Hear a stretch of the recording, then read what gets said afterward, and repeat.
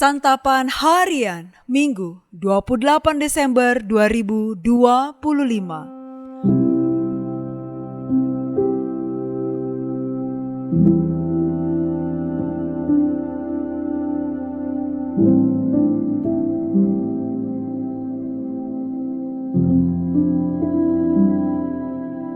Inilah program Santapan Harian, sebuah program yang mengajak Anda menelusuri isi Alkitab, agar Anda menemukan makna firman Tuhan sesuai dengan konteksnya. Santapan Harian tertuju bagi Anda yang ingin memiliki kehidupan rohani yang segar, kuat, dan sigap. Hari ini kita akan membaca Yohanes pasal yang pertama, ayat 35 hingga ayatnya yang ke-51. Namun sebelumnya, mari kita berdoa. Dasar firman-Mu adalah kebenaran, dan kami hendak berpegang pada peringatan-peringatan-Mu. Di dalam nama-Mu Kristus kami memohon. Amin. Yohanes 1 ayat 35-51. Keesokan harinya Yohanes berdiri di situ lagi dengan dua orang muridnya. Ketika ia melihat Yesus lewat, ia berkata, "Lihat, inilah anak domba Allah." Kedua murid itu mendengar apa yang dikatakannya itu, lalu mereka pergi mengikut Yesus. Namun Yesus menoleh ke belakang. Ia melihat bahwa mereka mengikut Dia, lalu berkata kepada mereka, "Apa yang kamu cari?" Kata mereka kepadanya, "Rabi, di manakah engkau tinggal?" Ia berkata kepada mereka, "Marilah dan kamu akan melihatnya." Mereka pun datang dan melihat di mana ia tinggal, dan hari itu mereka tinggal bersama dia. Waktu itu kira-kira pukul 4. Salah seorang dari keduanya yang mendengar perkataan Yohanes lalu mengikut Yesus adalah Andreas, saudara Simon Petrus. Andreas mula-mula menemui Simon, saudaranya, dan ia berkata kepadanya, "Kami telah menemukan Mesias." Ia membawanya kepada Yesus. Yesus memandang dia dan berkata, "Engkau adalah Simon anak Yohanes. Engkau akan dinamakan Kefas." Keesokan harinya Yesus memutuskan untuk berangkat ke Galilea. Ia bertemu dengan Filipus dan berkata kepadanya, "Ikutlah aku." Filipus berasal dari Betsaida, kota Andreas dan Petrus. Filipus menemui Natanael dan berkata kepadanya, "Kami telah menemukan Dia yang disebut oleh Musa dalam Taurat dan oleh nabi-nabi, yaitu Yesus anak Yusuf dari Nazaret." Kata Natanael kepadanya, "Mungkinkah sesuatu yang baik datang dari Nazaret?" Kata Filipus kepadanya, "Mari dan lihatlah."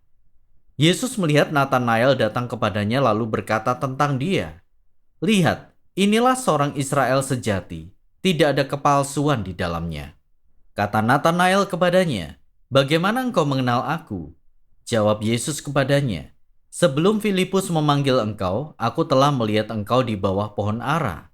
Kata Natanael kepadanya, "Rabi, engkau anak Allah, engkau raja orang Israel." Yesus berkata, "Apakah karena aku berkata kepadamu aku melihat engkau di bawah pohon ara, maka engkau percaya? Engkau akan melihat hal-hal yang lebih besar daripada itu." Lalu kata Yesus kepadanya, "Sesungguhnya aku berkata kepadamu, kamu akan melihat langit terbuka dan malaikat-malaikat Allah naik turun pada Anak Manusia."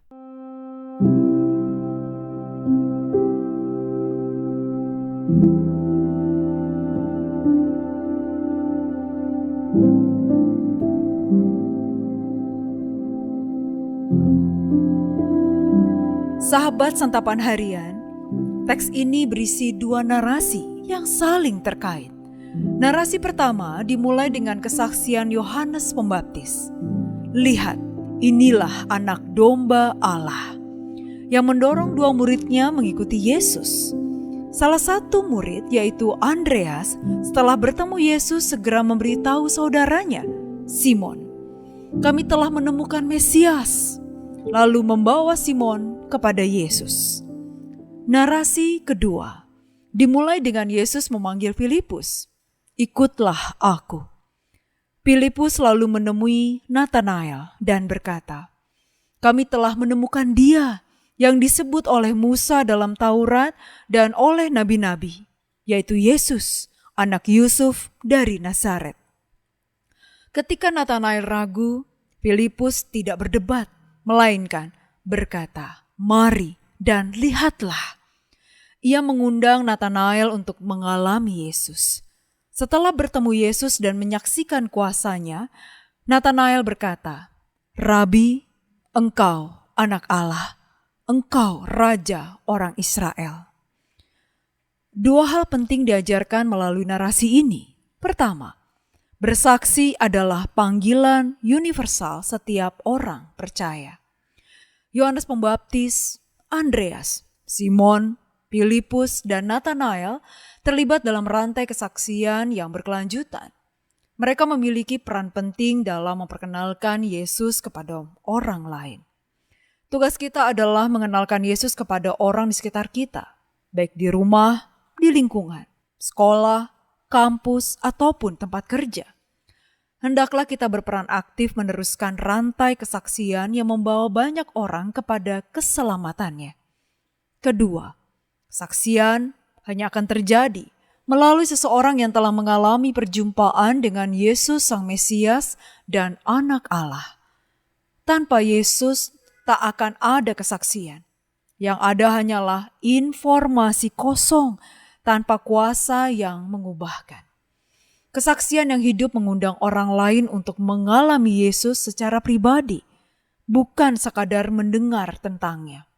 Karena itu, kita perlu terus-menerus bertumbuh dalam pengenalan akan Yesus dan mengalami kuasa transformasi Yesus sehingga pesan, "Mari dan lihatlah," menjadi hidup dan berkuasa. Mari kita berdoa. Yesus Kristus, terima kasih karena Engkau telah menyelamatkan kami dan memakai kesaksian kami untuk mengarahkan orang lain kepada kasih-Mu yang membawa pemulihan. Di dalam kasih-Mu Yesus, kami berdoa. Amin.